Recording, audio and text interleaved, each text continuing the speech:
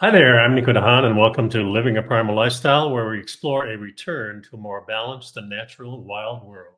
To recover our natural health and regain our rights and freedoms. Maybe next week I'll learn how to talk. And you're Ellen Dehaan. And I'm Ellen Dehaan. Man, it's a beautiful day in Durango, Colorado. Right now, it's about 60 degrees. The sun is shining, so it's pretty. The leaves are changing. Fall is coming. Yeah, that's for sure. Please hit the subscribe button, hit the like button, and help our channel grow.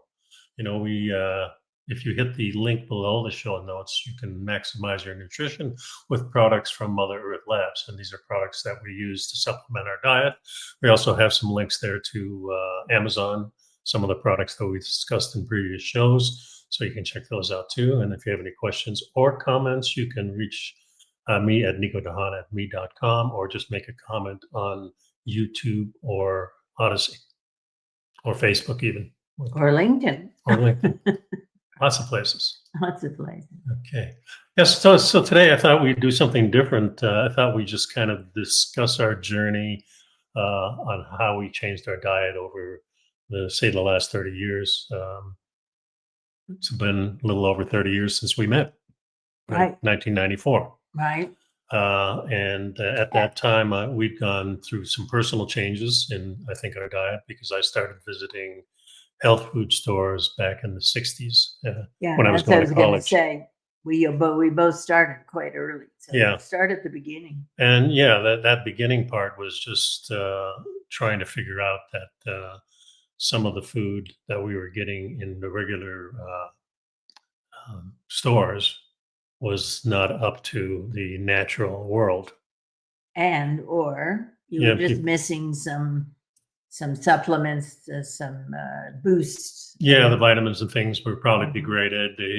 Of course, back after the World War II, they started using different products on crops and with animals too. Started using pesticides on the crops and antibiotics. That's with the evolved animals. further, right? Yeah, it really got. So by the time that we met in 1994, we had already started being aware that we needed to be careful on what we ate, even though we still went to McDonald's once in a while. Once in a blue moon. Yeah, but we still visited. Mostly because we were on the road and starving. Yeah, well, that really triggered a lot of stuff, because what happened when we started traveling extensively, and usually we went by car a lot of times. We took a lot of trips. When we got hungry, I got angry. Yeah, you got very testy. Yeah, I got very testy. And and then it was, no matter what I suggested, it was like, no. Because you were just. It was bad. It was really bad. And so we started to realize that this was not a natural state of being.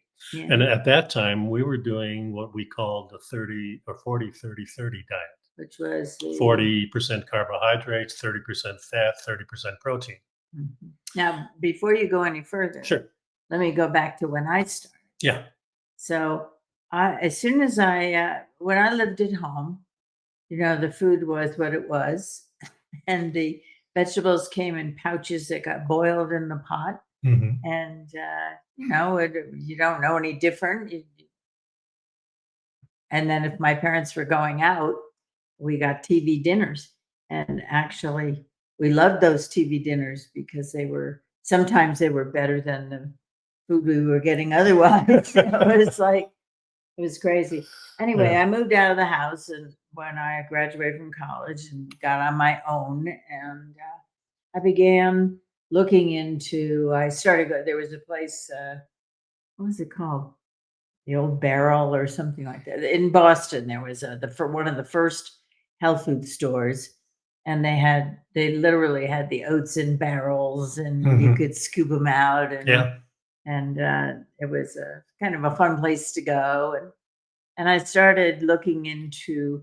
I would see an ad in a magazine or something, like Prevention magazine or one of those, and it would be for little, vitamin C extra and different things that seemed to be, they resonated with me. And I started taking a few different supplements, and and trying out different vitamins, and that kind of went on throughout, and that got tweaked and altered and evolved as the years went by. Mhm. And then, so now if we go to where you and I met, at that point, I was eating whole grain cereal for breakfast, thinking I was doing the right thing. Yeah, me too. And I didn't understand about the GMOs. Yeah, and the, GMOs started back in maybe the early 90s, maybe the late 80s. Mhm. Yeah, so and that was the point of, and then little by little that evolved into adding the pesticides into the seeds, so that when they The bugs wouldn't eat the seeds. and also the weed killers into the seeds, Right. so that Crops would grow the without crops would pests. grow without the pests and without the weeds. So Yeah. and then I had developed a fair amount of lactose intolerance by that time, and I was drinking soy milk, thinking I was doing the great thing, Mhm. not realizing that the soy milk was GMO. And so now here we are. We've met. We're together. We got married, and we're eating whole grain cereals. We're basically eating breakfast, lunch, and dinner. Right, So eating 3 three. meals a day. Right.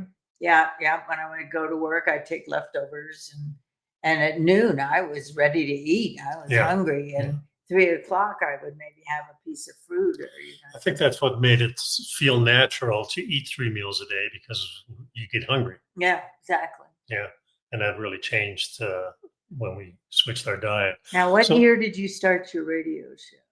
No, that was 2006, 7, something like that. Okay, Yeah, and that Living a Primal Lifestyle on Tiger Financial News Network.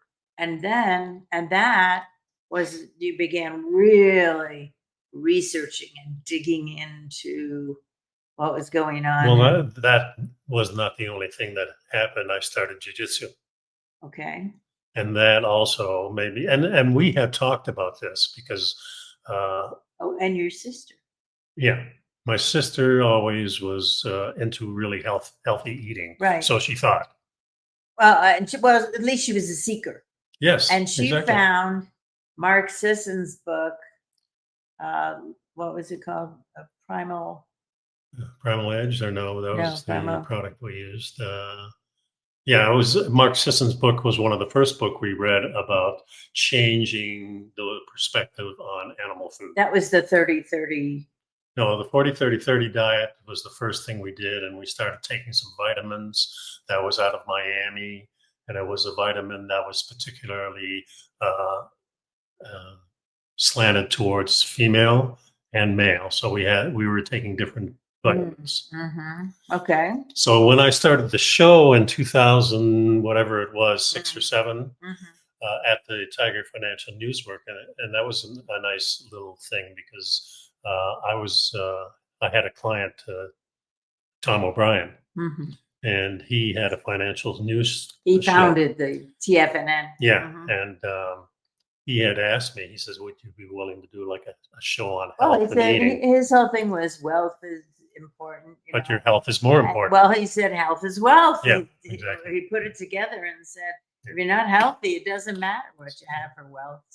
So that was around the time that we kind of switched off of cereals. That was the first thing we did.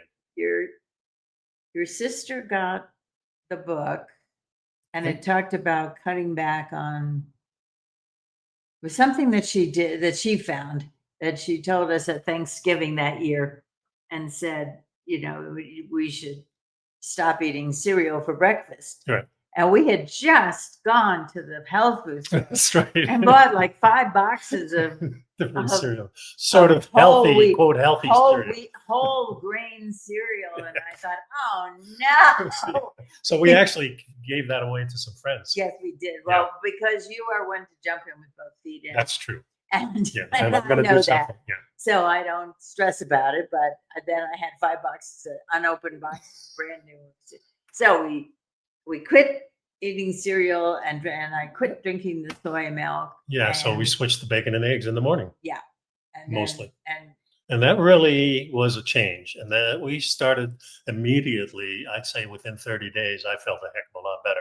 A lot of the problems that I had, starting from a teenager having pimples and having dandruff and things like that, all that stuff went away. All my skin problems went away. Uh, Everything kind of improved. My mood changed. I didn't get as hungry at noon. And it was like within the next year or two that we stopped eating lunch and we stopped eating bread. yeah, well, we first thing we did was we quit the cereals and the breads, and then we thought Yeah. we'll try that for a month. Yeah. And And we still ate a little bit of bread, but we did switch to this more sourdough bread because we had gotten this to San Francisco a couple of times mhm, because we went there in our honeymoon and that, and mhm. the sourdough bread was so good. And then as I was doing research for TFNN on our show, Living a Primal Lifestyle, I was reading these articles about, what was actually in commercial bread. Oh, And that had really changed my mind about, don't read the label on the bread, yeah. folks. And a You'll lot be of, sorry. and a lot of the influences of that what changed my mind mostly was now they were talking about using bread and things like that as starvation foods Mhm. because Or during grains in general. yeah, Mhm. because the animals were depleted. And the first articles I remember reading, the animals were being depleted back about 10,000 years ago because we were overhunting. But Overhunting then, and or the ice age and or a lot of well, other then things that were later going on, on. we discovered that it was really not overhunting at all Mhm. because there were so many animals. In fact, Right. I read a lot of stories about when the Europeans came over to America, there were probably 100 million native people in America, just in the Yeah. United And States. how many bison were there? And there were billions of them, and there Mhm. were or millions of them. And there also, Probably billions. what the fur trade did to the animals was really the devastating part because Oh, they were sending all those pelts back to Europe and things like that. So mhm. they were killing Feathers. animals, not even eating them a lot. And of Right. course, that happened to the buffalo too, or the bison.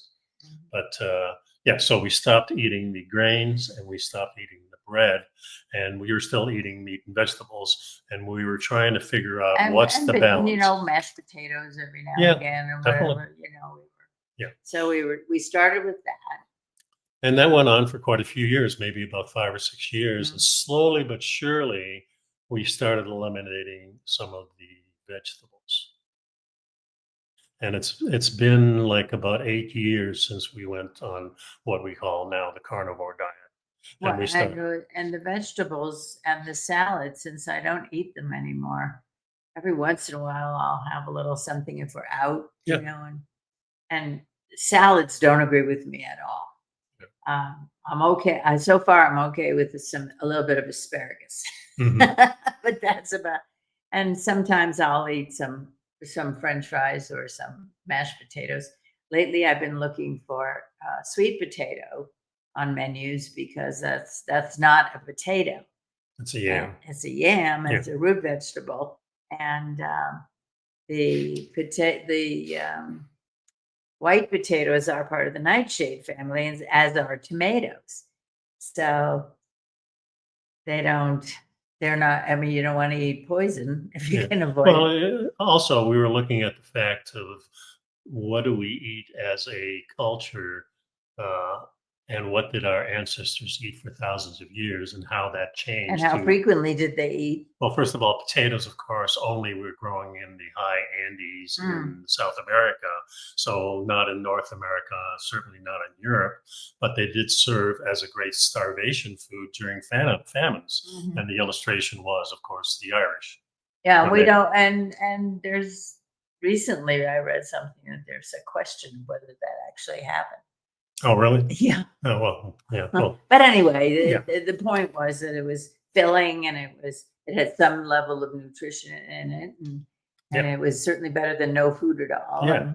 And not that we shy away completely from these things, but as it went on, these last 8 years, we have gotten more and more into just eating the meat as the main staple of our diet.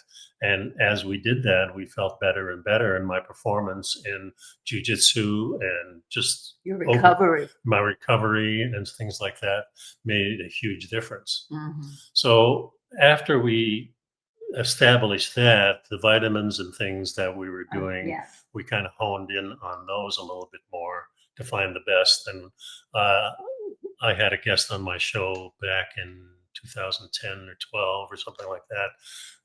That was the owner of Body Health. Ah, And he gave me the opportunity to buy wholesale. mhm. So I started buying the vitamins from Body Health. That And was the perfect the aminos perfect aminos, and that was the first thing that we used from them. And and the only the other thing was like a the probiotic. probiotic. Mhm. The reason we started using the perfect aminos because we were reading materials, and the doctor that was I was interviewing was telling us that all these essential aminos, which essential means that our body does not produce them. So, and there were 7 of them. And then if you just take some of them, your body can't really repair itself. So you need all of the 7 At aminos one time. at one time, and your body will make the rest of them for you. So you have a complete package of the proteins that make up the skeleton, your vital organs, just about everything in your body that Mhm. works. Mhm.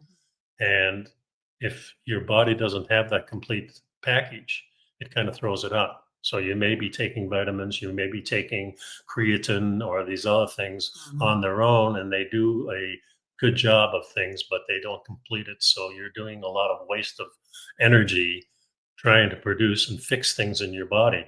And when we started using that, I particularly noticed a huge difference in my downtime. So my body was repairing itself much quicker and much more complete. And any injuries and things that I had, and the recovery time was really cut in half. So I noticed a huge difference just by changing that. The other things we started using a few years back was, of course, methylene blue. Mhm. There was came across it, I think, on the internet, and listened to a few doctors talking about the methylene blue and how it can help repair your My joke. mitochondria, yeah. And it really helped me And also. mitochondria is the building blocks for all the cells. Yeah, exactly. You That's what need builds you need everything. your mitochondria to be healthy. Yeah. And now it's pretty common practice, so a lot of people using this. Some of the other things that we started using was Oh, what? we switched back and forth. We adjusted dosages. We adjusted the type of vitamins we were taking, the supplements Yeah, rather. Well, neither one of us take any prescription medication whatsoever. We have no chronic conditions, yeah. and No downside there. yeah. So, but we do take supplements, and we choose our meats from that are organic and free range and grass Yeah, we don't fed. want our animals getting medications either.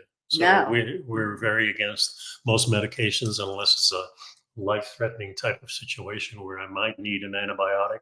Yeah, I'm open to that. But on a regular basis, if I get a flu or a cold, which we we really really haven't, don't get. we really don't get. And the other, About once every 6 years, we get a little flu. but what's also helped that has been the xylitol, I think.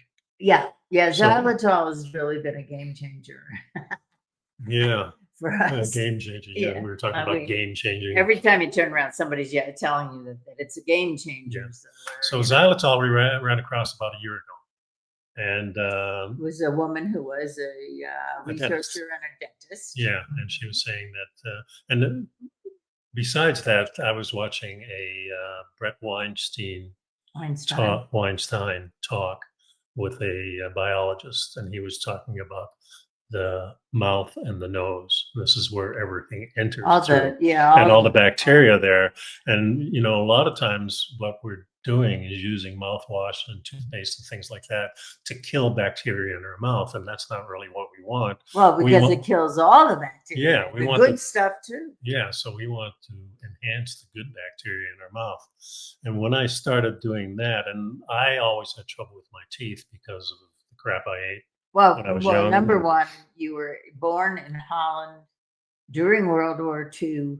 There were lots of shortages, and you sure as heck weren't going to the dentist every 6 months. no, not at all. And my parents lost their teeth during that time, Mhm. and just about everybody did. And I had problems with teeth starting in my 20s, pretty much. Mhm. I lost a couple of teeth just from fighting, and then I lost another one in a car accident.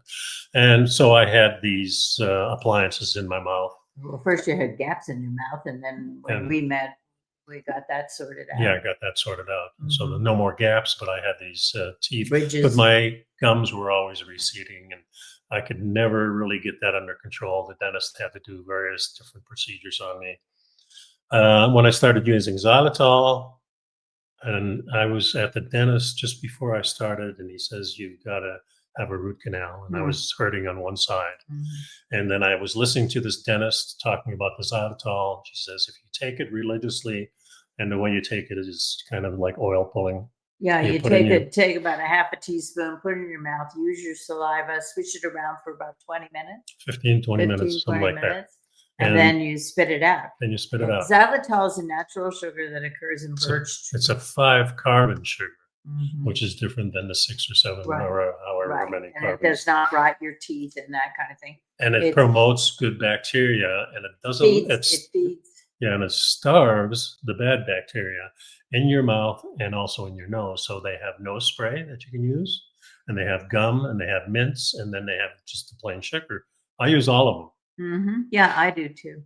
And toothpaste. Yeah. We So have over the xylitol is the first ingredient in our toothpaste. yes, yeah. So, and So that that is changed my mouth. That really the pain that I had in my thing went away after about 3 months of using it. So it's not an immediate thing. And then after a year, I went to the dentist, and he says, "Well, you still have a little pus in there." I said, "Fine. If it gets worse, I'll go back to you." And over the next 6, 7 months, Mhm, everything went away. And then the mhm, last time I went to him, mhm. which was I think in October or September, no problem. But he says, "I still recommend you get that done." I says, "Well, I'll let you know if I decide to do Right. that." Well, it's interesting because Well, he's got his playbook well, sure, and that the regulations give him to do, and that's how he keeps in business. I understand that, but and I asked him about xylitol, he'd never heard of it. right. Being a dentist, I mean, Well, that here's the thing. Like, first of all, we uh, we found out that it was made from birch trees, the original, and that the indigenous peoples of the continent used it to yeah, clean because their they mouths. were using the gum from the tree and Yeah, chewing it, and then they chewing were making it. little toothpicks out of the Mhm, bark, which mhm. contains the xylitol. So Right. this is something that in our area, the indigenous people had always done. Of Well, course, they growing up in Canada, I knew birch trees were everywhere. Here we mhm, have the aspen, which is a mhm, birch tree. mhm. So Well, it's it's interesting to me. We watched a movie called Lost in Austin, which was a BBC film that yeah, kind of it's a takeoff on Pride and Prejudice by Jane Austen, right, and the modern day woman gets transported back to 1800s, the Bennett house, right. and she says to one of the sisters, "I would like to brush my teeth," and she said, and the sister pointed to the top of the dresser, and there were birch twigs and birch bark, and I didn't know about xylitol At that that the time, yeah. first time we saw it. But it's and then since then we were watching a couple of different podcasts that mentioned the twigs and the bark and Yeah, so on. So, but xylitol XYZ LITOL, I believe yeah. it is, and Himalaya makes the toothpaste. I don't know. I'm assuming somebody Oh, else does. Crest has some in it too. You can find it. Yeah, but Yeah. but I did find now that I've been using the xylitol as the first ingredient, Himalaya has a standard toothpaste. It has a and little it's- xylitol that in the it. xylitol is the second ingredient. Mhm. And I noted as when we were traveling last, I had a little left over of the other, so I just alternated using them. And one of my fillings, which has to be replaced, is started aching a little bit. I thought, oops, got to stick to the xylitol first. Yeah. It really did make a difference. The other thing that seemed to change was the perspective of carbohydrates, protein, and uh, uh, fat. Mm-hmm. And we were always told that your diet has to be 60 to 70% carbohydrates, The pyramid, the old food the old pyramid. food pyramid. And now where we're at is above 80 to 90% fat, with 10, 15% protein Mhm. and very few carbohydrates, maybe Mhm. less than 5% Right. carbohydrates. Right. And most of our carbohydrates are used as an afterthought and maybe in a small dessert after we eat. So, and that makes a lot of sense that desserts and sweet things were always done after the meal, because your protein and your fat is what establishes all the fauna and bacteria in your gut. Mhm. And Your microbiome. yeah, so if you take, if you're eating chips or potatoes or vegetables, and you're eating this as the first thing that hits your body, Mhm. now your body goes into a mode of spiking your insulin. Mhm. And because Yeah, the sugar is spiking that. And this, carbohydrates turn to sugar, and sugar spikes your yeah, they're insulin. basically all sugar. And then if you don't use the energy that you create with that, then it goes to fat yeah, and in your body, your body fat. yeah, and of course, if you're not eating vegetables and stuff like that, then you're not eating much fiber. And the news is that we need a lot of fiber. But And meat, we discovered that was pretty much false, because we eat almost no fiber now, right? And we have no problem. and we have less problems. Yeah, true. Less problems. True. Remember, I was taking psyllium for Oh, quite a yeah. few years to Mhm. add fiber to my body, Mhm. which means I had great bowel movements and stuff like that, but it was putting a lot of stress on my body. So now I'm pretty regular every morning, and I eat no fiber at all. Right, except And whatever's in the meat. yeah, well, Mhm. they don't really call that fiber, but I mean, muscle is fiber, right? Mhm. So, yeah. Mhm.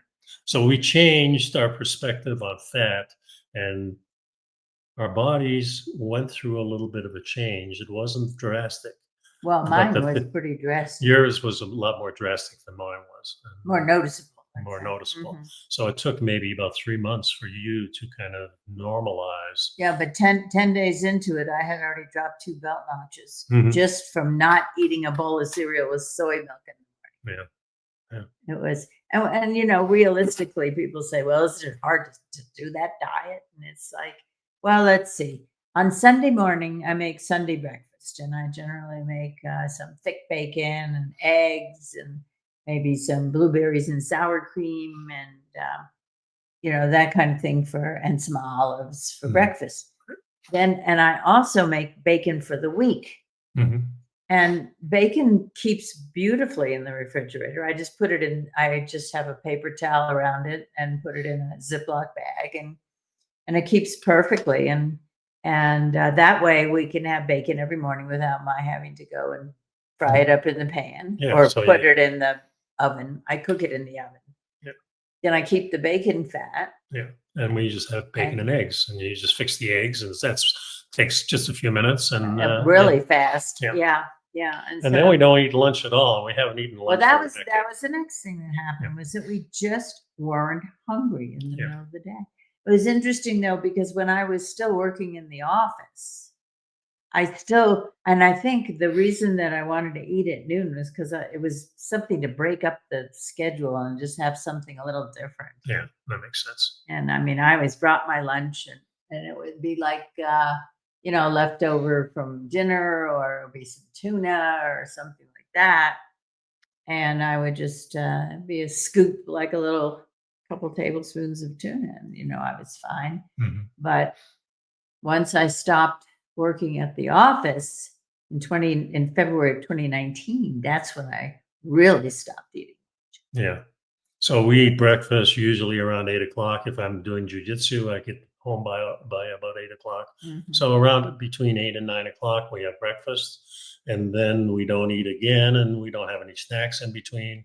It's pretty much 3 to 4 o'clock. Maybe we'll have a cup of coffee and Definitely some coffee with some butter in it, yeah. and that's another thing Well, we all right. discovered. Let's talk about the Yeah, the bulletproof coffee. bulletproof coffee. Yeah, So that happened probably at least 12 years ago or something like it's that. been quite a while. Yeah. I never drank coffee.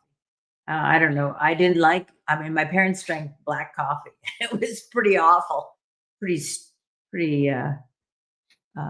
impactful when you put it in your mouth. It was bitter. It was, I didn't like it. And we had started getting a nice coffee machine, and Well, we started out. and We got getting our organic house. coffee too. Our house was we were having the yeah. house renovated. Yeah, that was in 2008. Yeah. And one of the workers had a little tiny Krupp espresso machine. And he had bought it for $5 at St. Vincent de Paul, the charity store.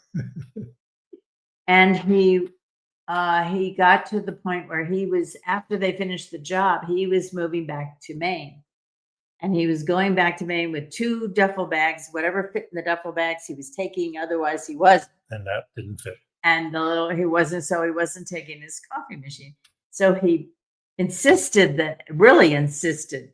I'm saying I don't drink coffee, and we don't make it at home because I didn't drink it, and then you get coffee out if you wanted coffee. But he insisted we had to keep the coffee machine. So I started making it. Well, this thing you had a carafe that you filled with water, poured the water into the reservoir. You had to grind the beans separately, and then you had to tamp them down in the head on the machine. Then you put the head into the machine, and you put your carafe underneath the head and pushed the button, and hot water came through and made your espresso.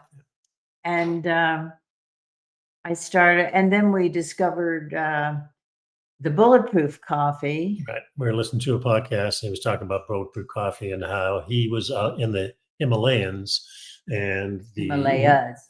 Yeah, Himalayas. And they were the native people there were making coffee, and they would put yak butter in it. Mm-hmm.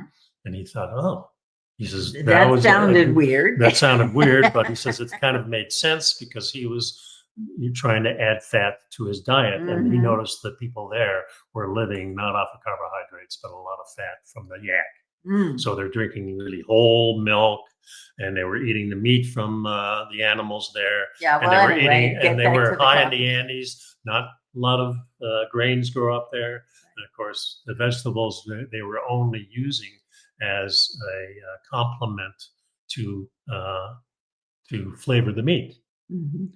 So that's So what what was the name of the guy who created both?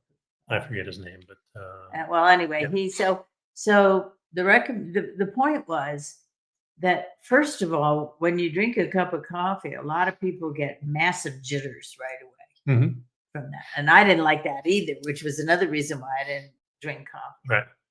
And what happens with the bulletproof coffee is it smooths it took it right out, took those jitters out, and gave you kind of a boost, but it's nice and even for it was more like a time release. Yes, exactly. So the recipe was, a tablespoon of 1 or 2 tablespoons of butter, a tablespoon of MCT oil, which is a medium chain triglyceride oil from coconut. Yeah, usually from the coconut oil. Which has no flavor at all. It doesn't taste like coconut. The interesting thing, too, is with the MCT oil, as I was doing the research, it does not add to your fat stores. It burns. Right. So it allows your body to use the fuel. So while we were transitioning to this more paleo-style diet, we were changing the fuel that our body was using. So it was no more using sucrose, which of course is sugar.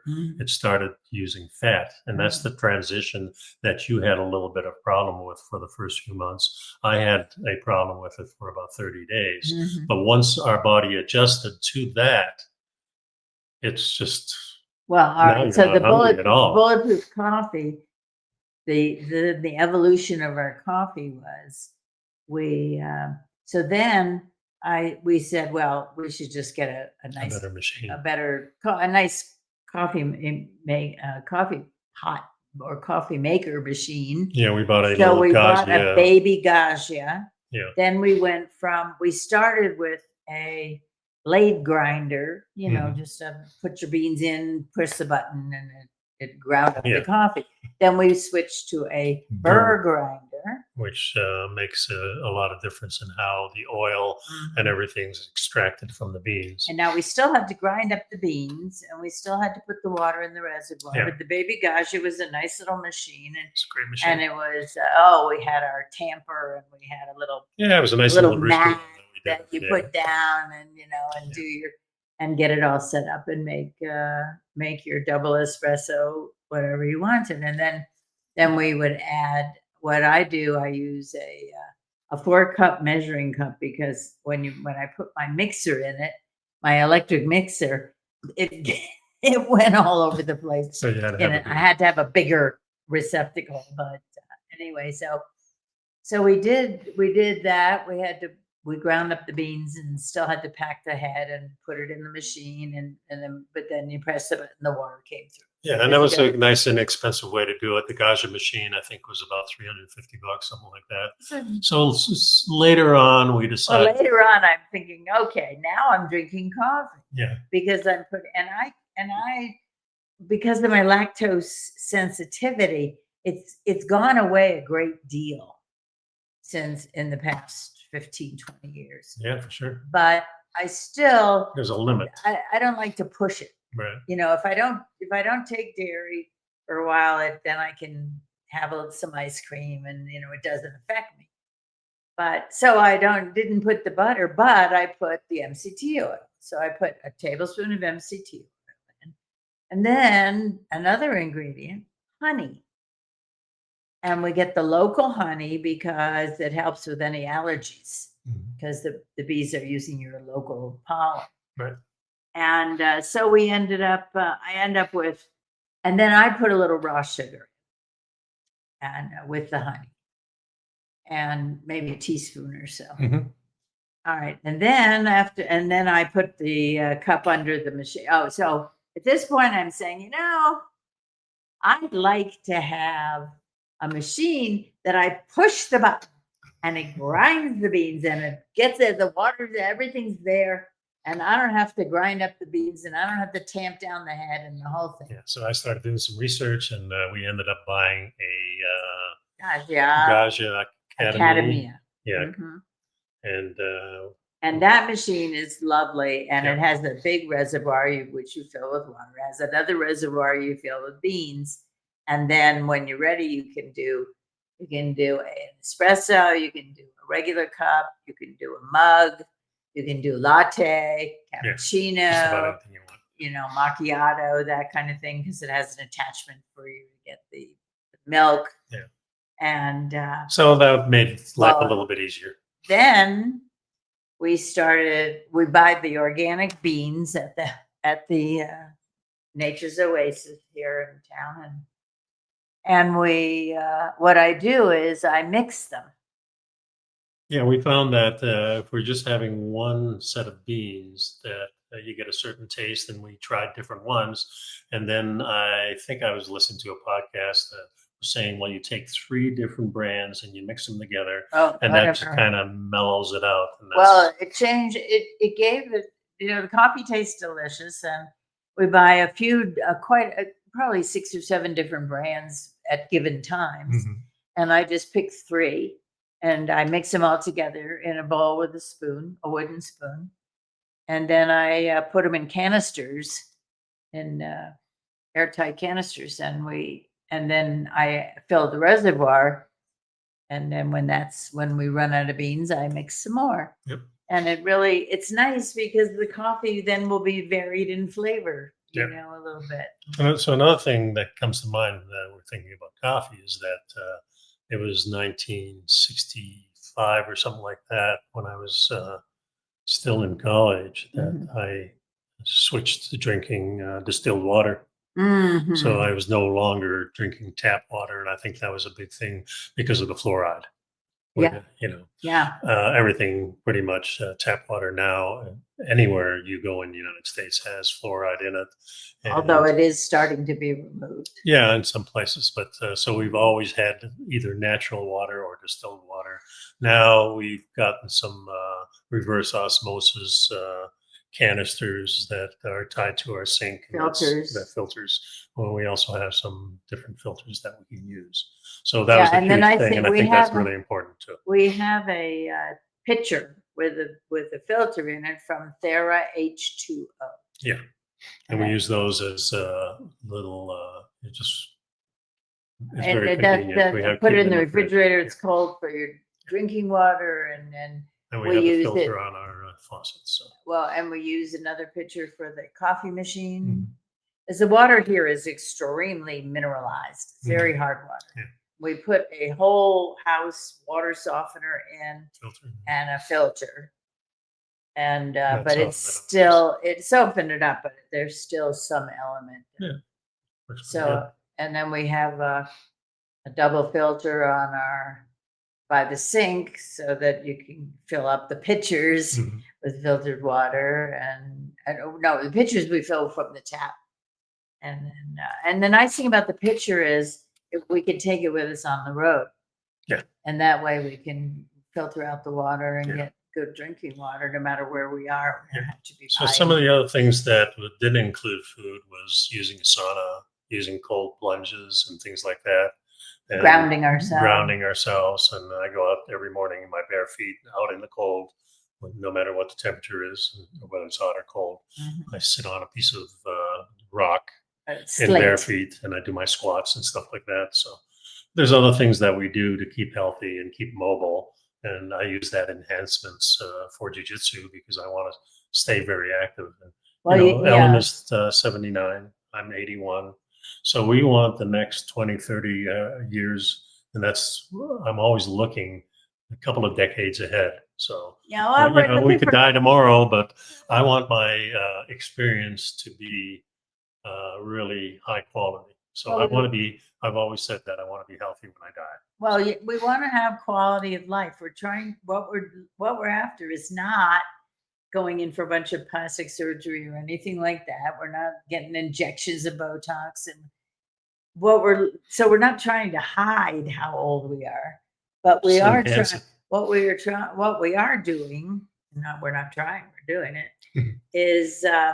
maintain ourselves in a way that we age gracefully and with quality of life and with And being feeling able to good do in the the things we morning. always want to do. I want to keep doing jujitsu until I die. So that means that I have to be in good shape. So And I'm it's very important to do the to warm up, to do the yeah, stretches, to keep your body yeah, and moving and that's so limber so things don't freeze up. yeah, and that's a whole different conversation. So those are most of the changes we've made. The other things that we recently started doing is using some different products on our skin and things, stuff like that. Mhm. Mostly the oil, the Castor oil. castor oil, which has been a huge improvement in the way I feel. I use it on my joints and I use it on my face and stuff like that. And I use it in the sauna too. And the other thing was DMSO, and I use that as a And that's rehab used tool. in small quantities, but it goes very well with the castor oil. And Yeah, because it penetrates real deep, and use it brings. on your knees I use it on my knees and my joints, my hands, things because you like that. need with jujitsu, you're Yeah, gripping I and have little injuries that come up and now and then, and my knees that have never been in great shape, but and you I've used been to able to run. maintain them pretty well, even though they get abused a little bit in jiu-jitsu. But it's you just have to train smart. So that's what I'm trying to do. So that's pretty much the story of how we evolved from the time that Ellen and I met a little over 30 years ago to make these changes, and they were little jumps here and there. but now we're at a place where we feel like we're doing pretty well. And we keep on changing, and we keep on Yeah. tweaking, and keep on researching. if there's anything new, we'll try it if it makes sense to us too. Like the xylitol, that was Yeah, that's and- really recent, and so is the castor oil. Right. Really recent. So, yeah, so we're always trying to make changes. And if any questions or comments, leave them in the show notes, or send me a something again, nicodehaan@me.com. And we're just trying to inform you of our journey and how we did it, how we did it, and maybe right. that inspires you to do something. And if you're in a situation where you think your health is degrading, that's not the way to live.